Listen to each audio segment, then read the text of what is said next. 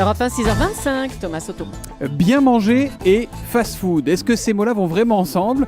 C'est en tout cas ce que Burger King et McDo veulent nous faire avaler aux États-Unis. Jean-François Lemoine, pour commencer, doit-on croire dans les frites light vendues par Burger King depuis le 24 septembre aux États-Unis ? Chez Burger, rien ne change a priori, même huile de friture, même pommes de terre, mais un procédé classé secret défense fait absorber moins d'huile à leurs frites. Ah, ça se raconte très bien, mais est-ce que vraiment concrètement on grossit moins avec ces frites light ? J'ai les chiffres, 30% de moins, ce qui fait 84 calories de moins par portion, bien évidemment, si on n'en mange pas plus. Bon, c'est toujours bon à prendre, on va pas être caricaturaux. C'est quand même pas mal, du moins ça va dans le bon sens, celui de la vague du manger sain, qui est souvent votre credo matinal. Vous nous en parlez souvent, Jean-François. Ouais, si on veut, Burger King en a fait tout un pataquès. Ça me rappelle un peu, vous savez, Coluche qui se mettait au régime en arrêtant de manger du pain avec ses nouilles.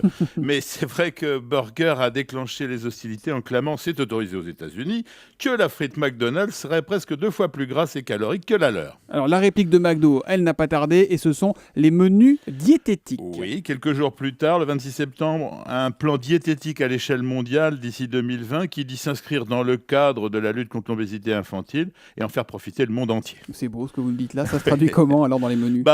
Des fruits et des légumes seront maintenant disponibles dans les McDo et surtout 35 millions de dollars seront consacrés à cette communication diététique. Bon, on a l'impression que c'est quand même un peu tendance tout ça, ils sont obligés d'en passer par là les fast-food. Toutes les marques s'y mettent plus ou moins, boissons moins sucrées, frites moins salées, informations nutritionnelles, tout est bon pour surpasser le concurrent, ça vous avez raison. Bon, mais alors docteur, est-ce qu'on est dans un fast-food light qui est un coup marketing ou vraiment un plus pour notre santé ? Alors les nutritionnistes pensent qu'il s'agit d'un coup marketing et que c'est une façon astucieuse pour faire revenir vers les fast-foods des gens qui commençaient à comprendre les dangers de cette malbouffe.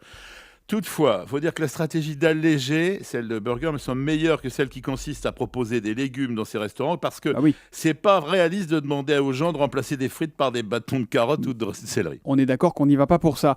Quand même, Jean-François, la restauration rapide qui se tourne vers la qualité nutritionnelle, encore une fois, vous ne pouvez pas être contre, ou sinon je ne vous comprends plus. Oui, vous avez raison. En France, l'argument santé est en plein boom, mais c'est un premier pas. Les jeunes mangent trop gras, varient pas assez leur alimentation. Tout ce qui peut aller dans l'autre sens, c'est bon à prendre. Tenez, ça me rappelle la e-cigarette qui permet de fumer moins et qui n'aurait jamais dû être descendue comme elle l'a été.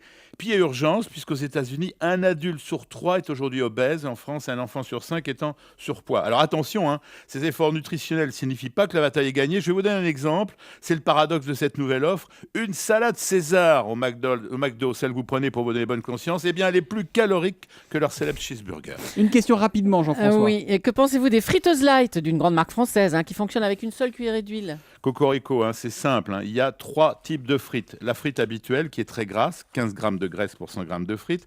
La frite congelée qui a bénéficié d'une pré-cuisson rapide, on a entre 8 et 10 grammes de graisse. Et puis cette invention française, c'est vrai, l'Actifry, la friteuse qui brasse pendant la cuisson avec une petite quantité de matière grasse de l'ordre de 3 grammes pour 100 grammes de frites. C'est un très bon investissement pour une famille qui consomme beaucoup de frites. Et puis pour comparer, dans une purée traditionnelle, on utilise 10 grammes de beurre pour 100 grammes de purée. Je suppose que Lolo Cabrol fait bien pire avec son aligot.